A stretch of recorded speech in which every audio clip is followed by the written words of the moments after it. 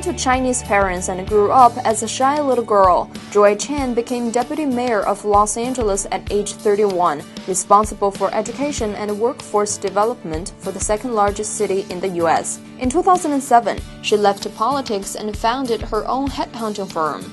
Getting married to her real estate developer husband at age 38, Chen's recent book, Do Not Marry Before Age 30, became a big hit on the market. Chen recently talked to China Daily and shared her thoughts on so-called leftover women in China, marriage, and the balance between life and career.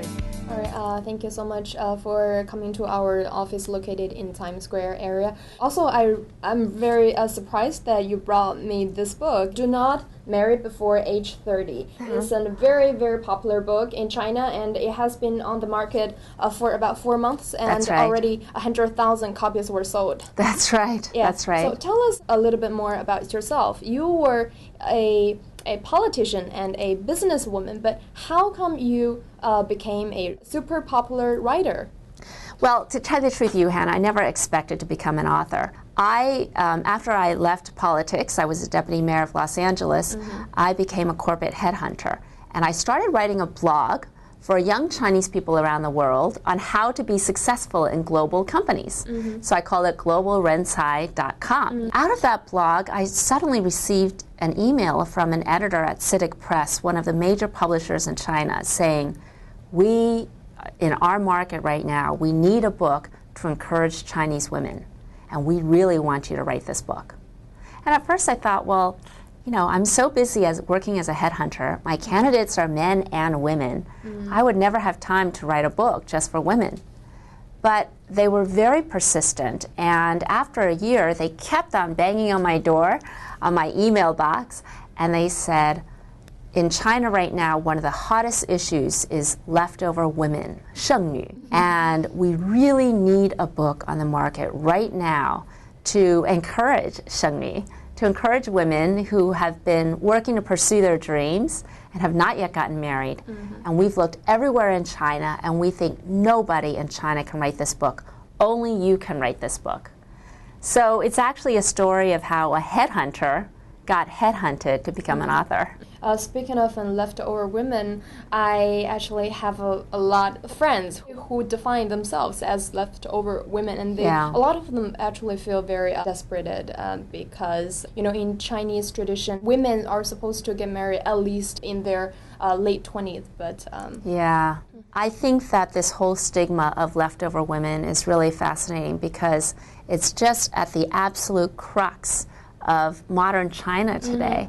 And this clash between thousands of years of tradition about the role of women in society, which is to be a wife and mother, and women's newfound dreams. You know, now that we are educated, now that we can survive on our own, suddenly we have all these new dreams that every human being has once we can survive, and which are that we really want love, and we have dreams of our own.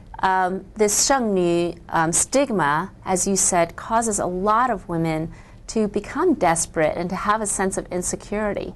That's really not just unfair to women, but it leads to many other problems. Right now, the divorce rate in China is absolutely exploding because there's so much pressure for women to get married so young before they've really found themselves. And so, to me, the exploding divorce rate among the young people, it's now 57% among people born after 1980. That exploding divorce rate is a direct outcome of this pressure to have everyone hurry up and marry young before they've really even found themselves. But for you, the shift of roles from a politician to a writer, was it a very difficult process for you? Well, I went from a politician to a headhunter to a writer, and I think that as we get older, as women and also as men, one of the great things about getting older is that life just becomes so much clearer. You know, my 30s are so much better than my 20s. My 40s are better than my 30s, and 10 years from now, if you came and found me, I'd probably tell you the 50s are better than the 40s. And the reason why they're better is that we become clear, we understand ourselves better, we understand our own skills better. I found that some of those experiences were very interesting to other women, and there was a huge hunger in China for a conversation about our lives. So I think that it's really exciting and to me a great privilege to have started this conversation and have the book be such a huge bestseller this year. You're so beautiful and confident toward life, but you were once a, quote, shy second-generation immigrant. What were the most important things happen in your life that make you who you are now? You know, I grew up as a very shy and scared Chinese girl in America. I was very lonely. I didn't speak English very well, and we were the poorest kids in our school. And so my parents really saved up all their money so that they could buy a house in a good school district. But that meant that we were kind of the poor, strange Chinese kids, and every day we wore, you know, po po lan lan, like kind of raggedy old clothes. And we wore really thick glasses, so we were total nerds. Do you identify yourself more as a Chinese or American or kind of both? Well, I think that by now my language skills, I consider English now to be my native language, although I still can speak Chinese. And when I'm in China, I give all my speeches and I get around only in Chinese. I think I would consider myself a global citizen. I think I would consider myself both Chinese and American. I mean, after the popularity of your book, and you're very actively involved in a lot of writing for magazines, for a website, and tell us more about those activities. The second half of my book is about, from my experiences as a headhunter, because I found that after I became a headhunter, finding CEOs for global companies, that the headhunting skills for finding CEOs for global companies were perfect for the most important search of my own life, and I used those skills and that knowledge to headhunt my Mr. Right. So the second half of the book is really about how to use CEO headhunting techniques to find the man of your dreams.